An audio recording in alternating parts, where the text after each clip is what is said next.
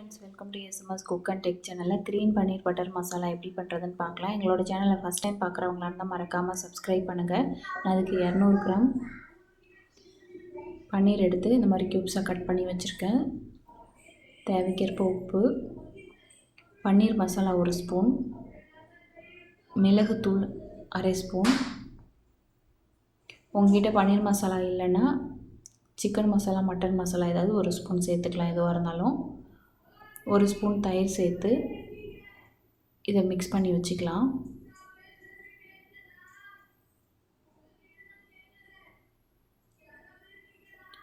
இப்போ ஒரு ஜாரில் க்ரீன் கிரேவிக்கு தேவையானதை ரெடி பண்ணிடலாம். 2 பச்சை மிளகாய், ஒரு சின்ன துண்டு இஞ்சி, ஒரு 4 பல் பூண்டு, புதினா ஒரு கைப்பிடி அளவு, கொத்தமல்லி ஒரு கைப்பிடி அளவு,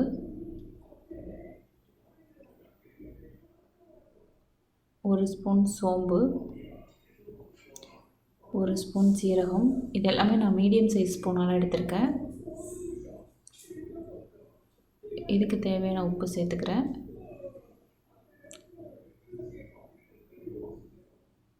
ரெண்டு ஸ்பூன் தயிர்.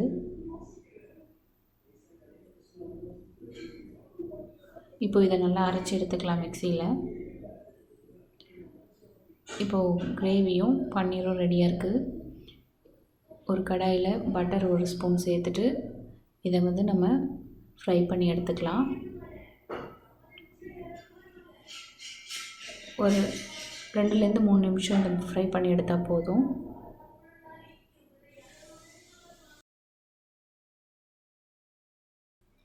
இப்போ இந்த பட்டர்லேயே நான் வேஸ்ட் பண்ண வேணாம், அதிலே கொஞ்சம் தாளிப்பூ சீரகம் சேர்க்குறேன்.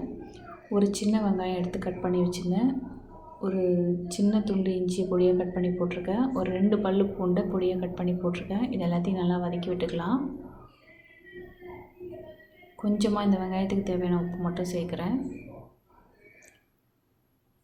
இப்போ வெங்காயம் நல்லா வதங்கினதுக்கப்புறம் இந்த கிரேவி இதில் சேர்த்துக்கலாம்.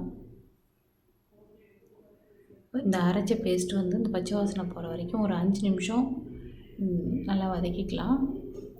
நல்லா வதங்கிடுச்சு. இப்போது இந்த பட்டரை இதில் சேர்த்துக்கிறேன். சேர்த்துட்டு ஒரு 2 நிமிஷம் வதக்கி விட்டால் போதும். கடைசியாக லெமன் பிழிஞ்சு விட்டுக்கலாம். அவ்வளோதான், ரெடி.